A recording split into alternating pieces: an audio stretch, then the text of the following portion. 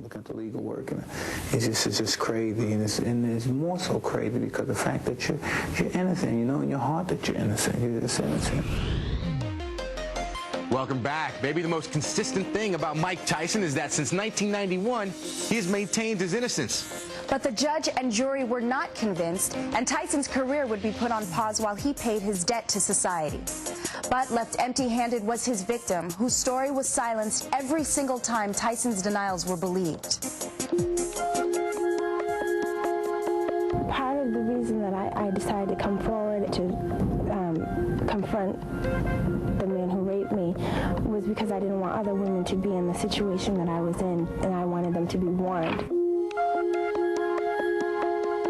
During the early morning hours of July 19, 1991, Desiree Washington, then an 18-year-old hopeful at the Miss Black America pageant in Indianapolis, Indiana, joined boxer Mike Tyson in his limo for a late-night date.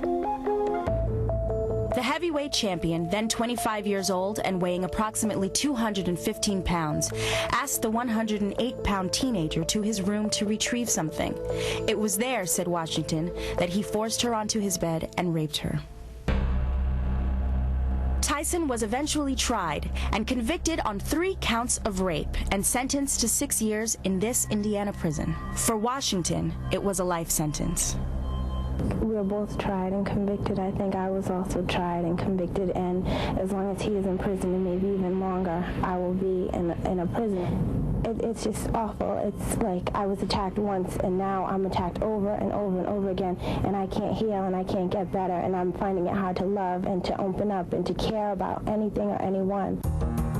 In 1991, Tyson was one of the most dynamic athletes in the world. The youngest heavyweight champion in history, he was a marquee attraction with enormous power, a warrior dressed in black, landing punches like thunder on the chin of opponent after opponent. He was going in, just knocking everybody out. And every black man, I think, would want that ability to be able to just go into a situation and just knock out whatever you need to knock out. So he became like this, you know, this Herculean type of figure. But this Hercules had a major flaw. Tyson had a lifelong history of troubles outside the ring, punctuated by his brief marriage and divorce to actress Robin Givens, replete with accusations of wife-beating, violent sex, and manic depressive behavior.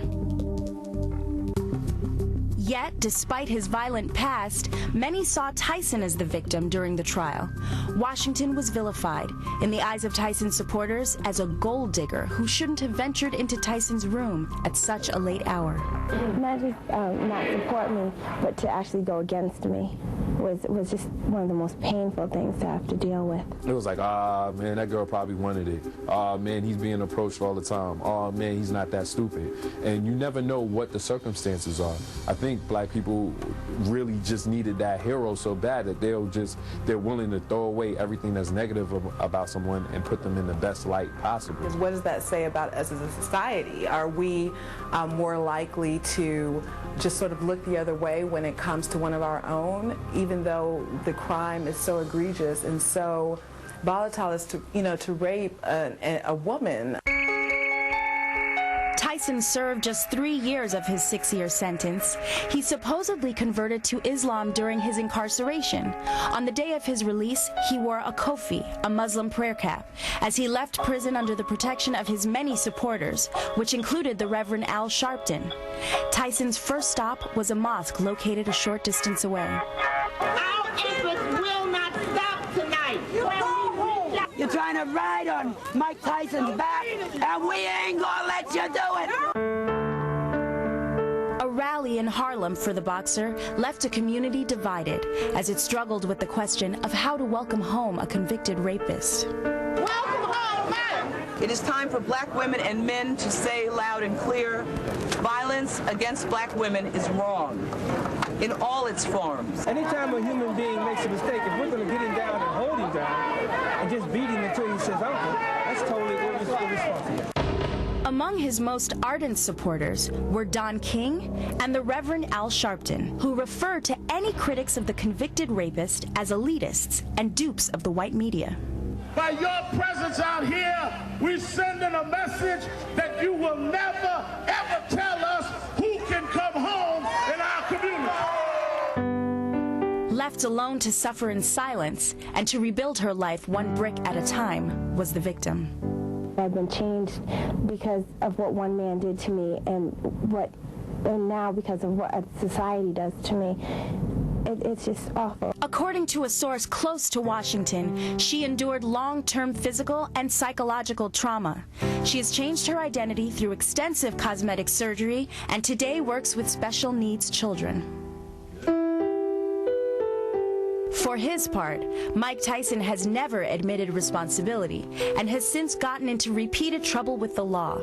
Here he speaks to the media while serving time for the rape. Looking at the legal work, and it's just crazy, and it's more so crazy because of the fact that you're innocent. You know in your heart that you're innocent. You're just innocent. All that is left is the story of the meteoric rise and fall of a troubled athlete and the destroyed life he left in his wake. I basically just lost my life, and it's very difficult. I know that it was the right thing to do, but I can't say that it was an easy thing to do. Still echoing in the wind are two conflicting voices and a community forever divided. It doesn't make me feel very good about my people when we can just so quickly turn the other cheek and look the other way, knowing that that was wrong and not taking into account that what if that had been your daughter or your granddaughter or your sister.